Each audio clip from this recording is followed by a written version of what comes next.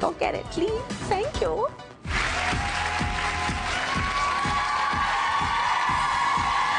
I'm here with Isis, the finalist from America's Next Top Model Cycle 11. Isis made history as the first transgendered contestant on America's Next Top Model. Joining us now is Isis's mom, Sheree, and she's with us. And I really wanted to meet you, and I'm so happy that you're here. Thank you. Because I always wondered, what does Isis's mom think? What was her story, and how did she deal with this transition?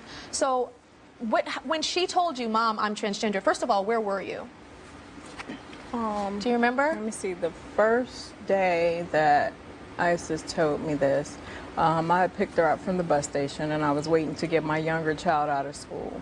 Mm-hmm. And we were waiting in the car, and Isis said, Mom, something that I wanted to talk to you about. And I thought it would be like, what we're going to do the weekend or something like that. But she actually told me, she said, Mom, I feel that I'm transgender. And at the time, I really didn't know too much about transgender. What that meant, yeah. People, so... So when she said, I feel like I'm a girl inside of my body, what did you feel? Actually, my first response, I just got really teary-eyed, and I just cried. And then we discussed it, at home later on that day. After. Mm-hmm. So what gave you the courage to tell your mom that you were transgender? Well, I guess, when I decided to move up to New York, I had moved back home from college. I saved up enough money, and when I got the backbone, I went to therapy for a few months. And I got the backbone enough to say, you know what, I'm ready, and whether people like it or not, I'm about to do what I have to do. Mm-hmm. So I moved myself up there also to pursue my career as a designer and, model and just whatever happens. But so after going up there and already starting to live my life, when I came back, I'm just like, hey. Time to tell her. What's your birth name, Isis? Daryl. Daryl. Okay. So when she told you that she's a woman and started dressing like a woman, I assume, started dressing like a woman and wanted you to call her Isis. Did you immediately start doing that? Immediately make that change? No? No, not at all. What happened, Isis? She called me D for a while. D? Which is actually still better than saying Daryl, but if me and Isis were in a store or something, I would turn around, and me and Isis may have been the only person in the store, and I'd be like, Daryl, and then the lady or whoever was right there helping us out, they're like, who is she talking to? And I look back with her. Just like, Mom, let me just talk. It's like, Mom, let me just talk, because you keep screwing it up, so. And do you ever mourn the son that you lost? Because there is a loss. Yeah, I did. I cried for months. Yeah. I really did. I want to show you some pictures of when you were a little boy, which you would not give us on Top Model. You're absolutely adorable. Oh, look at my baby. Oh my gosh, how old were you there? Wait, hold on that one. That one's, wow.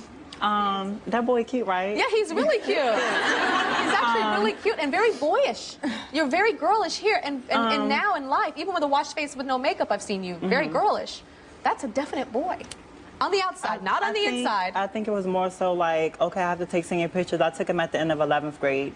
But it was more so like, okay, my parents want these pictures. They're going to treasure them. Let me boy it up. and that's what I did for the pictures. Boy it up. You boyed it up. What does it look like to see the pictures, the baby picture? Let's go back to the baby picture. What does that look like for you, Mom? Or feel like for you? I treasure those moments. But I look at it like this. I thought about it, and this is who Isis is today, so it doesn't bother me because I still have my child, so. That's so true. That's my baby. And I really admire you for this because I have sat on this couch with so many parents that struggle so much, that love their child so much, but that disown them for beliefs. And it's like, and I always say, I'm sure your child has done some really bad things and cussed you out and called mama, bitch, I don't love you and I hate you.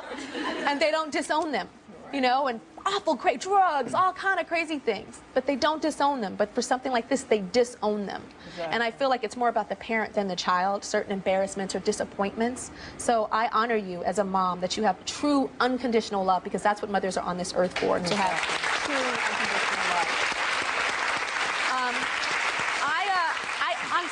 I don't know what's going on in the house. I only know later when I'm in the editing bay, months later when we finish, and I see what's going on. You had a lot of her from some of the girls.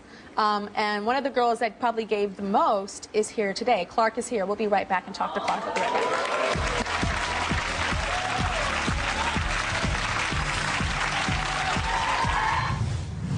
Up next. It really freaks me out that you got something else different down there. I'll stomp that man right out of the competition. Now, Clark is here in front of you. And later.